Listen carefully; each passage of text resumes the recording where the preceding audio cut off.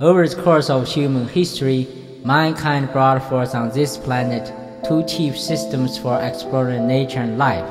One of them is religion and the other science, both conceived for seeking truth and both dedicated to survival and advancement of mankind.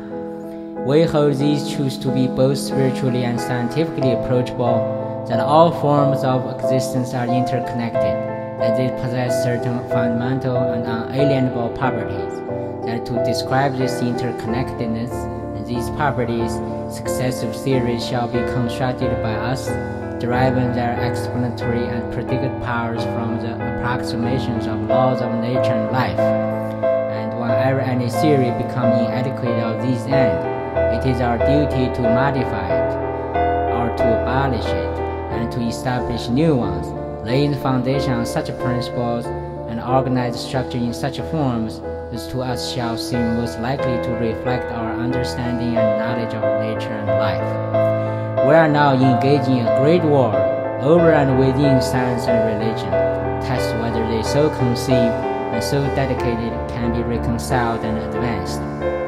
We are also engaging in a silent struggle in science, testing whether our yearning for truth and our love for mankind can conquer our own shortcomings, close-mindedness, arrogance, hypocrisy, selfishness, rivalry, commercialism, and intolerance of alternative views.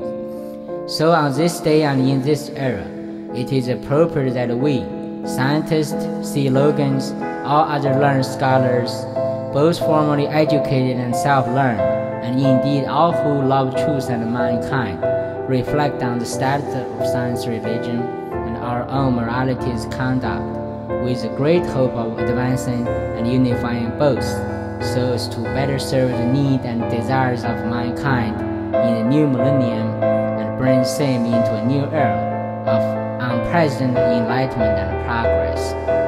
Before the advent of science, various types of religion were the main source of knowledge, guiding mankind in their struggles of survival and understanding of nature and life. And some would say that for a long stretch of time in history, mankind was in a dark age.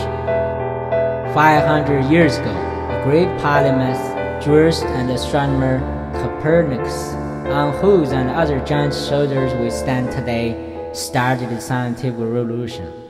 His momentous work on the revolutions of celestial spheres came as a great beacon light to Kepler, Galileo, Newton, Maxwell, and others who continued and completed the scientific revolution. It came as a joyous daybreak to end the long night of the dark age. However, these great men themselves were all deeply religious. What they had helped mankind to free from was not religious faith, which we all are entitled to have as precious liberty and as vital as air, but erroneous religious dogma. 150 years ago, a great naturalist Darwin and a great priest and scientist Mendel, on whose path modern biologists continue their work today, started the modern revolution in biological sciences. Their respective monumental work on the origin of species and experiment on plant hybridization came as a great guiding principle to modern biologists, including Watson and Crick, and countless others who continue and complete the revolution in biology. Darwin's work also created an earthquake in religion, greatly shaking the already awakened ties between science and religion. 100 years ago, a great physicist Planck and another great physicist and Swiss patent clerk Einstein, on whose shadow modern physicists stand today, started the modern revolution in physics. Einstein's momentous work, special theory of relativity, came as a shocking reckoning that there seems no place for spirituality in the universe. At the same time, Planck and Einstein's respective monumental work on quanta came as a great jumping board for the quantum leap of Bohr, Schrödinger, Heisenberg, Dirac, and many others who continued and completed the quantum theory of the modern revolution in physics, which seemed to revive spirituality as chance, chaos, and probability.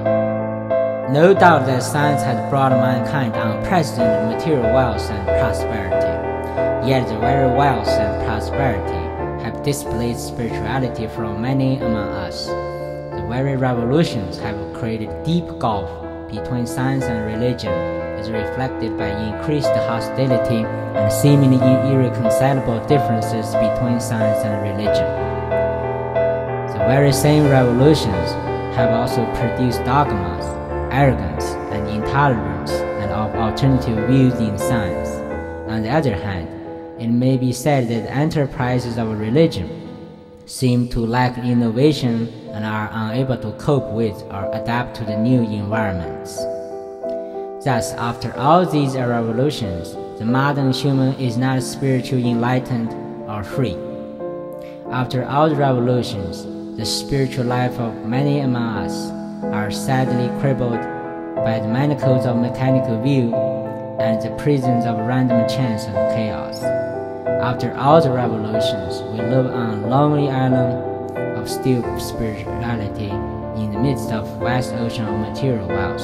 After all the revolutions, many among us are languishing in the corners of alternative sciences and find themselves scientifically in exile on their own planet. Indeed, after all revolutions, the morality of many among us are degenerating. Many among us become selfish, mean-spirited, non-collaborative, and too commercial, and some among us even become hypocritical, untruthful, and are driven by money, power, and fame. So today we dramatize these depressing and shameful conditions. In a sense, all men and women of science and religion need now make a promissory note to mankind.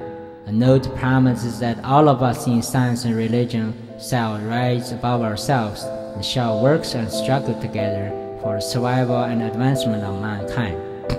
That all truth-seeking men and women shall be guaranteed the right of freedom, equality, and opportunity to be heard in the pursuit of truth. It may be said that today some among us in science and religion would have defaulted on these promissory notes if made earlier. Instead of honoring these obligations, some among us would have given mankind a bad check. The check would have come back marked insufficient fund. But we refuse to believe that the banks of science and religion would be bankrupt. We refuse to believe that there would be insufficient fund in the great vaults of science and religion.